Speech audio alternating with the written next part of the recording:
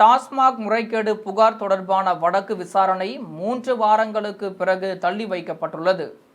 தமிழ்நாட்டில் டாஸ்மாக் கடைகளில் முறைகேடுகள் நடந்துள்ளதாக எழுந்த புகாரினால் கடந்த 2017 முதல் 2024 வரையிலான காலகட்டத்தில் லஞ்ச ஒழிப்பு காவல்துறையினர் மற்றும் பல்வேறு காவல் நிலையங்களில் 41 வழக்குகள் பதிவு செய்யப்பட்டன.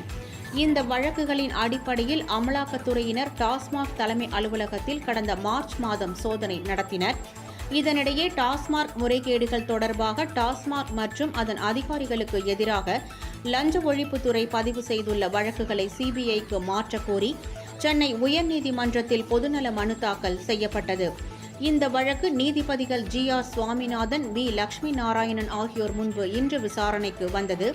இருதரப்பு வாதங்களையும் கேட்ட நீதிபதிகள் டாஸ்மாக் முறைகேடு தொடர்பான வழக்குகளில் குற்றம் சாட்டப்பட்டவர்களை சேர்க்க 3 வாரங்கள் மனுதாரருக்கு அனுமதி வழங்கி உத்தரவிட்டதோடு டாஸ்மாக் முறைகேடு தொடர்பாக பதியப்பட்ட 41 வழக்குகளின் நிலை குறித்த அறிக்கையை தாக்கல் செய்ய லஞ்ச ஒழிப்புத்துறைக்கு உத்தரவிட்டு விசாரணையை 3 வாரங்களுக்கு தள்ளி வைத்தனர்.